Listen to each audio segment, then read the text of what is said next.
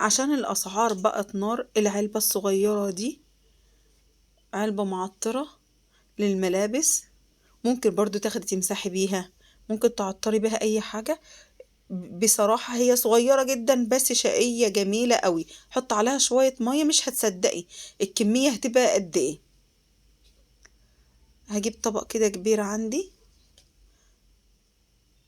شوفي ما تستقليش بيها، ما تستقليش بيها بجد، هتعمل لك كمية وفيرة قوي. يا جماعة انا كنت بعد ما كبتها كده بقفلها وهرميها، فبعدين بقول اما احط فيها حبة مية كده هقول لكم بعد ما حطيت فيها مية بقت عاملة ازاي.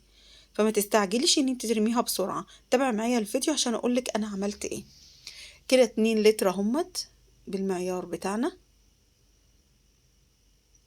حطيتهم بالمنظر ده على المعطر. شوفي اللون اهو مدرج اهو. 2 لتر في 2 لتر لما تخلص الكمية المطلوبة مني. وده 2 لتر تاني.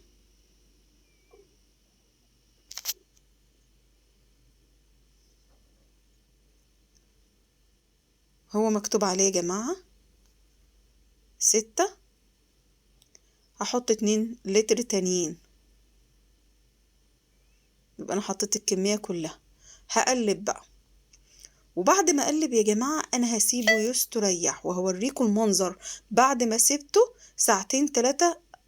مش عارفة والله ساعتين 3 او اقل هيبقى منظره ايه. كل ما تقعديه كل ما هيتقل معاكي جدا. والريحة طول ما انت بتقلبي فيها بجد ريحته حلوة قوي قوي. جميل جدا وموفر جدا، لانه معطرات الملابس الوقت بقت غالية قوي قوي قوي، لكن ده موفر معاكي. خديه سكرين شوت كده وروحي اشتريه وهيوفر معاكي. ممكن برضو زي الصابون تعمليه برضو مشروع ليكي.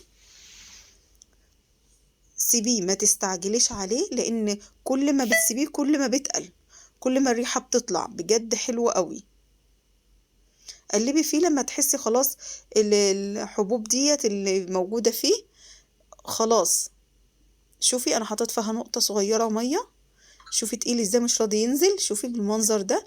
فانا قلت لك ما تستعجليش عليها وترمي الازاز. انا والله راح ارميها فبقول ما اشوف يمكن حاجه كده لسه فيها، فبحط لقيته بجد. شوفي التخين ازاي، ومليتها كذا مره وما شاء الله. بيجيب معطر وعمل لي كميه حلوه قوي. كل ما احط تلاقيه بيعمل بيزيد.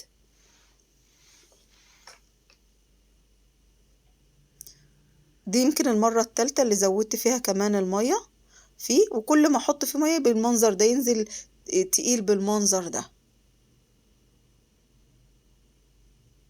شوفي مش راضي ينزل جامد قوي، لان انت كل ما تحط الميه الحبيبات الصغيره بتكبر كده وبتنفش في قلب الازازه، ففين وفين عما بتنزل. بجد حلو قوي وريحته جميله قوي. سيبيه على قد ما تقدري في الطبق، هتتلاقيه بقى تقيل وبقى حلو قوي معاكي. شوفي سيبته حبه،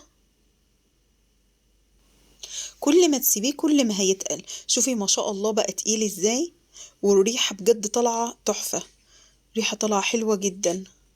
جربيه وهتدعيلي. وكل ما تسيبيه اكتر في الطبق قبل ما تعبيه هتتلاقيه تقل بالمنظر ده، تقله حلو قوي. وشكرا لكم، السلام عليكم ورحمة الله وبركاته.